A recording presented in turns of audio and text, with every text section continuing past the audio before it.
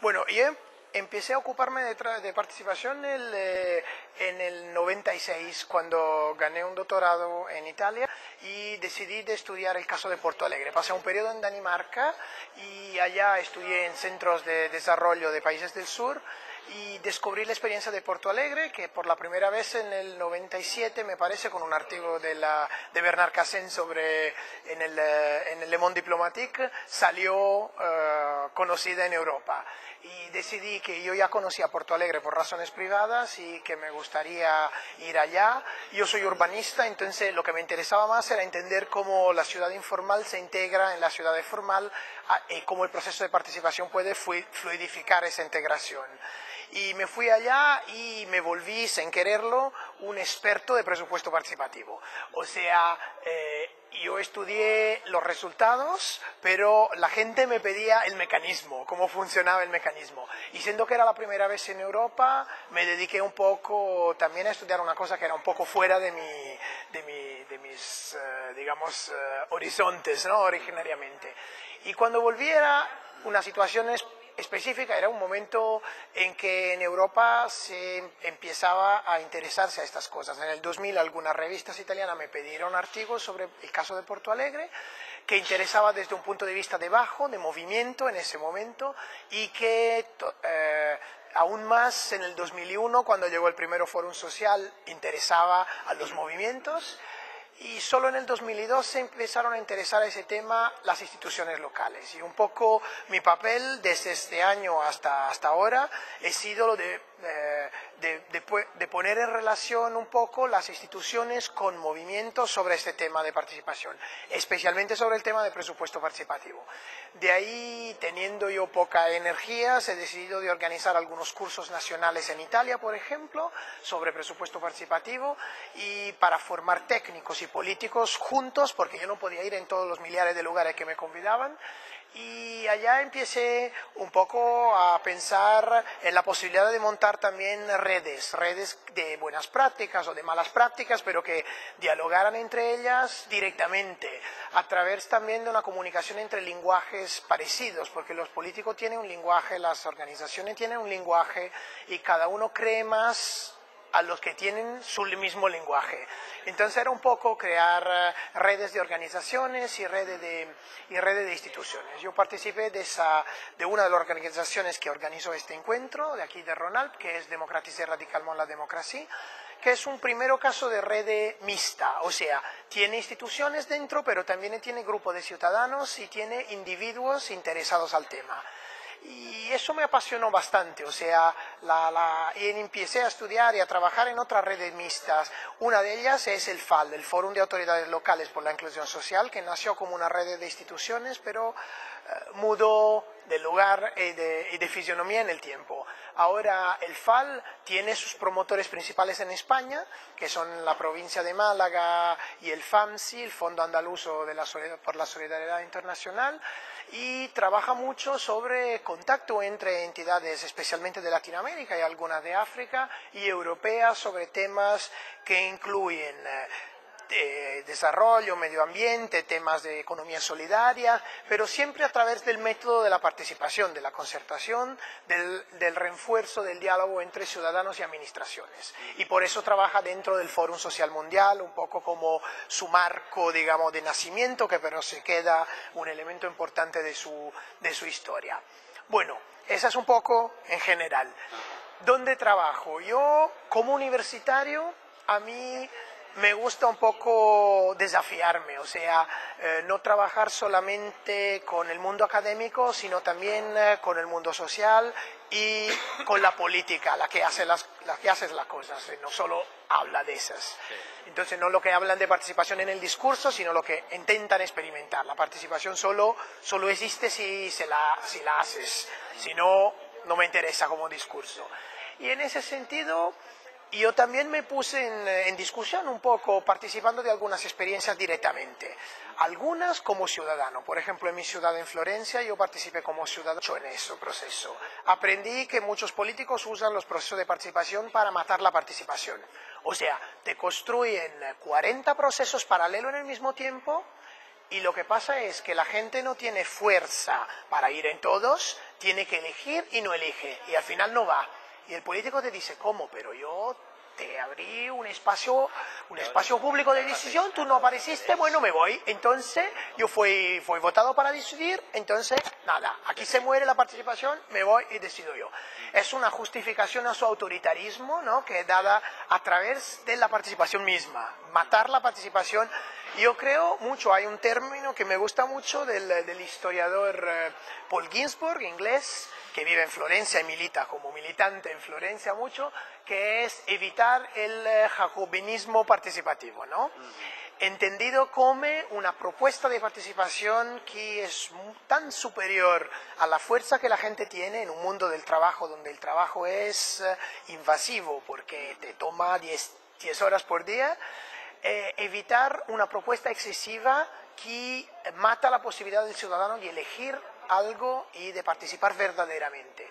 Lo que noté en este proceso donde participé en Florencia fue como una forma de selección darwiniana de la participación. O sea, los que participaban al final de 20 días de masacre participativa, los resistentes. Y los resistentes son los poderosos. Claro. La mayoría de las veces los resistentes son organizaciones ya preconstituidas, o sea, partidos políticos que pueden poner a alguien allá, asociaciones fuertes que pueden poner a alguien allá, y se selecciona así, o las asociaciones de categoría, de los comerciantes, comités muy fuertes, muy rebeldes, de esos antagonistas, ¿no?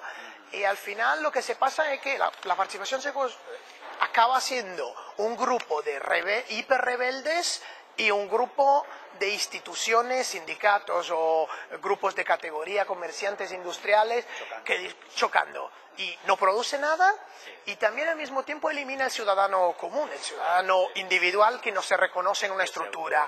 O se quedan dos viejitos sordos que tienen mucho recurso, tiempo delante, quiere ser útil, continúan, están insomnes por la noche y entonces se van a las reuniones tarde. Eso es un mecanismo que yo noté mucho en los foros sociales también. O sea, los foros sociales nacieron para ser el lugar donde el individuo era incluido en un espacio público de discusión, y acabaron sin reglas, matando la participación individual, porque yo participé del Foro Social de Florencia y alguna vez, especialmente en el periodo anterior al Foro Social Europeo de Florencia, y pasaba así, no se ponía una orden del día, se llegaba tranquilos, cada uno a su tiempo, y después se discutía. Las decisiones se tomaban a las 2 de la mañana. Y a las 2 de la mañana, con la gente que trabaja, se quedaban los tres viejitos, los de Refundación Comunista, el representante de la asociación Archi y poco más. Entonces, no tener reglas es democracia. Eso es que me pregunté, ¿no? Para ellos era libertad de no tener reglas. Para mí era ver que el resultado era que los poderosos ganaban.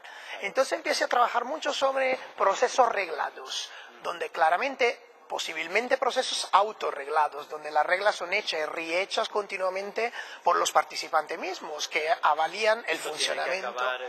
Tal fecha, exactamente. Tal tiempo, se habla en 2 horas, sí. Cada uno habla 5 minutos, se puede hacer una segunda ronda solo si hay poca persona, si no nadie hable más de 2 veces. O sea, regla que yo considero como garantías de acceso para todos, ¿no? Eso un poco fue la cosa que me llamó la atención. Y empecé trabajando un poco sobre esos procesos, y me gusta de vez en cuando ponerme en discusión del otro lado, del lado de la organización. Yo estudié eso a la universidad, siempre hice eso, y por ejemplo, trabajé un año como el coordinador del presupuesto participativo de un barrio de Venecia, en Italia, de un distrito, Marghera. Y para mí fue del presupuesto participativo de un barrio de Venecia, en Italia, de un distrito, Marghera. Y para mí fue una experiencia muy buena. He tenido derrotas. La derrota mayor fue que cuando llegó el nuevo alcalde, después de un año de participación, decidió de un día al otro de matar el proceso. Primera derrota, bueno, es saber que los procesos de participación muchas veces, si no son reglados, sobre todo en la constitución municipal o algo, son procesos volátiles, frágiles, ¿no? Que dependen de una voluntad política y con esa puede morir. esa fue la primera cosa. Pero no me pasó la gana, o sea, por ejemplo, estos años yo fui, bueno, contratado en Portugal ahora, desde Italia. En Italia participé de una asociación que se llama Red del Nuevo Municipio, que es un poco como de RD francesa, municipios, nació en el 2002, municipios, asociaciones movimientos y también grupos universitarios, esa es la novedad también allá, de que participan como mediadores, como urbanistas que participan del proceso de urbanismo participativo. Y bueno, lo que hicimos es juntar municipalidades que hacían participación, intentar de intercambiar métodos, y fue una cosa que fue de éxito hasta este año. O sea, 4 años de vida buena y ahora empieza a gastarse el tema, porque fue monopolizado por un partido político, los otros se quedaron desiludidos y tal. En entretanto, yo también por ese trabajo fui llamado en Portugal, y en Portugal estoy ayudando a través de mi universidad a construir la red de los presupuestos participativos portugueses. Para dar una idea, el año pasado teníamos 5, por 5 años teníamos 1, 2, 3, 4, el año pasado pasaron a 16, hoy son 21. Organizamos cursos nacionales de formación, cursos regionales en alguna área, soportamos algunos municipios. Para nosotros es bueno, un nuevo desafío, crear redes y permitir que, fluidificando las redes, que las redes crezcan por su cuenta, ¿no? Y se contacte con otras redes españolas o italianas. Ahora he aceptado, después de 3 años del caso de Venecia, de trabajar en un otro presupuesto participativo, en un contexto totalmente nuevo, que es Grecia. Para mí, lo que fue interesante es tener un equipo muy motivado de jóvenes universitarios y de militantes de izquierda de la Fundación Nico Poulantzas, que son con mucho deseo, que convidaron variamente a Paola Garvín de Sevilla, a personas que lo inspiraban políticamente, y que ahora quieren trabajar en práctico, encontraron un municipio en una situación institucional increíble, o sea, donde los municipios griegos no tienen ni los 0,5% de autonomía municipal, 100% del presupuesto llega del centro, y el centro, cuando tiene un color diferente del municipio, no se lo da el dinero, se lo pasa con 2, 3, 4, 5 años de atraso. Entonces la idea del presupuesto participativo no es tanto redistribuir, porque a veces no hay nada que distribuir, de recursos, en términos de recursos, es crear condiciones sociales, legales, crecimiento de la ciudadanía, para que cuando la ley griega mudará, y va a tener que mudar porque la Unión Europea ya está protestando desde tiempo que la Grecia está en este atraso enorme, para que la gente sea pronta a construir su ciudad de una manera colectiva y participativa. Eso me pareció un desafío grande, trabajar en condiciones muy difíciles, pero con una voluntad política de un crecimiento común, ¿no? Y entonces acepté esta cosa, me gustaba la idea y estoy trabajando también en Suecia con la Asociación Nacional de Municipios Suecos, en un contexto muy diferente, opuesto, contrario a lo de Grecia, pero sobre las primeras experiencias de presupuesto participativo, que en el contexto nórdico son totalmente, bueno, los problemas son diferentes. El contexto nórdico tiene un diálogo social consolidado desde 30 años y hoy hace presupuesto participativo especialmente para motivar a los jóvenes a la relación con la política, porque no hay más jóvenes en los partidos, tiene una gerontocracia de viejos en la política y necesitan sangre nuevo, ideas nuevas, y eso solo se puede hacer reconstruyendo la confianza en la política de los jóvenes. Quién sabe, son contextos que funcionaron siempre demasiado bien y no estimularon los jóvenes a interesarse. Entonces a mí me gusta que las motivaciones de un mismo producto sean totalmente diferentes y tomen una forma diferente en un contexto diferente. Un poco eso es lo que me motiva. ¿Y qué opinas? Bueno, honestamente, sobre el caso de Ronald, tengo una relación desde 2 años con esta región, porque trabajé como coordinador de un proyecto europeo donde estaba el área metropolitana de Grenoble, y entonces ciudades interesantes como Pont-de-Claix, que hace el primer presupuesto participativo europeo que ha tenido bueno, por lo menos en la Europa occidental, que ha tenido el, ¿cómo se dice?, sorteo, ¿no?, de algunos habitantes, y entonces algunas cosas un poco de democracia griega del pasado. Y lo que puedo decir es que Ronald hace realmente algunas cosas, o sea, tiene verdaderamente algo. es históricamente una región rebelde, una región con muchas cosas que se mueven, especialmente en el área de Grenoble, pero también las pequeñas ciudades al lado de Lyon. Tienes cosas. Ahora, lo que me pregunto es si eligió la forma mejor en este momento. Me parece que ese gran encuentro es hecho en el lugar errado, por ejemplo. ¿Por qué está en el grande centro de Renzo Piano, que es un lugar frío, como en todos los lugares de Renzo Piano, por cuanto a mí me gusta la arquitectura, pero es frío, está fuera de la ciudad, no está en relación con el tejido social que existe en esta ciudad? Eso ya me parece de hacer un congreso todos cerrados dentro, de ser un poco como si fuéramos la representancia de la participación. Ahora, la participación es directa, entonces lo de ser representancia no me convence. Somos todos personas representando procesos, ¿no? Y eso es la primera cosa que me da no sé, una sensación personal de problemática. Después también se puede cuestionar algunas formas de la organización. La falta puede ser de una visita, es algo que pudiéramos poner en contacto con el territorio, ¿no? Esos elementos claramente se perciben. Pero no creo que el RONALP sea deshonesto sobre eso. Un trabajo que el RONALP está haciendo para mí muy interesante, eso es nuevo. Lyon tiene una grande tradición de cooperación descentralizada. Que el RONALP está soportando procesos que incluyen un lado participativo interesante dentro de países, por ejemplo, de África. El problema es que si no, el monopolio de la participación en estos países es lo de los kits de participación del Banco Mundial o de las grandes instituciones internacionales y no lo de la construcción desde abajo. Entonces yo creo que instituciones como el RONALP, que trabajan sobre procesos de cooperación descentralizada, donde la participación debajo es un elemento importante, sea también una cosa que tiene que ser apreciada. Por eso tengo una visión crítica sobre el evento, pero no sobre el proceso general. Y también conozco personalmente desde varios años François Auguste, que es el secretario, digamos, el concejal es una persona intelectualmente honesta y eso sé porque he trabajado este año con ellos en un diálogo Europa-China. Continúo a creer que a veces también las cosas de moda tenemos que no tener tanto miedo solo porque son de moda. Aprovecharla, o sea, existe, entramos dentro, le damos sentido diferente.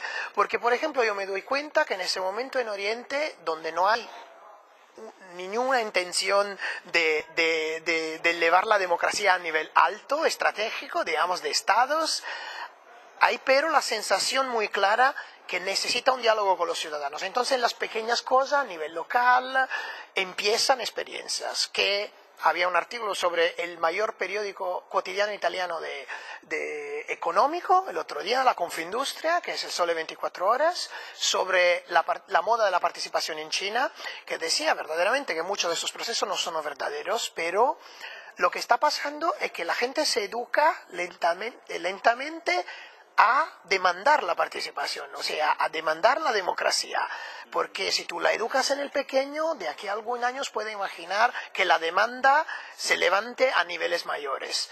Entonces yo no sé si estas no son cosas importantes. Ese diálogo con la China que yo hice en el RONALP este año me dio la impresión que hay laboratorios de democracia en China también, que son limitados a los lugares marginales. Por ejemplo, muchos pueblos del campo que yo visité este año en China, me dan la impresión de laboratorios. Hay un film que salió hace poco tiempo en la Arte, en Francia, de experiencias de democracia multipartidaria en las escuelas de China, de las aldeas, del campo, de la sierra, donde los estudiantes, los alumnos jóvenes de 8 o 10 años, experimentan procesos electorales en que presentan multipartidos, se programan y se votan. O sea, son experiencias pedagógicas, pero yo no creo que no dejen nada en la gente. O sea, pueden esas experiencias ser una base para construir un día una demanda real de participación. Yo creo que sea posible, también porque en América Latina mucha de la que llegó a nivel alto empezó a niveles bajos y puedo creer que eso pueda ser per la Asia también. Sí. Bueno, y en el caso europeo, espacios similares o, digamos, de una cierta solidez en el trabajo, tipo Ron Alps. ¿Encuentras algún otro espacio, no sé, Holanda, Alemania? Bueno, hay países que tienen una tradición de diálogo, especialmente en el tema de la consultación, ¿no? Del norte de Europa. Yo viví en Dinamarca, Finlandia, Noruega, Suecia, tienen una tradición.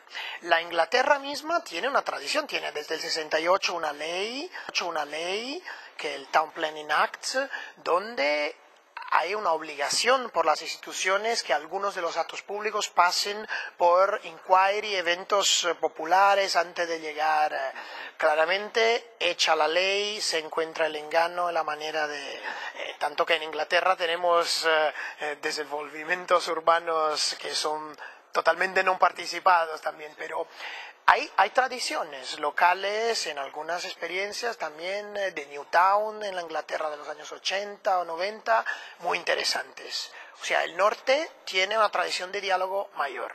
En el sur creo que parte del diálogo, que se está reforzando en algunas regiones, están haciendo con criterios totalmente diferentes, ¿no? Bueno, vamos a poner un ejemplo.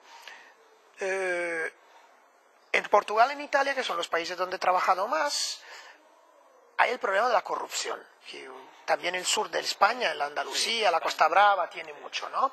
Entonces, la corrupción, cuando se descubre, necesita tiempo, muchas veces no emerge hasta por mucho tiempo, necesita una reconstrucción de ligaciones entre el ciudadano, porque la confianza se muere. Yo me recuerdo una ciudad que es Pieve en Italia, donde un alcalde, los 6 antecedentes y 66 concejales comunales fueron presos, ¿no?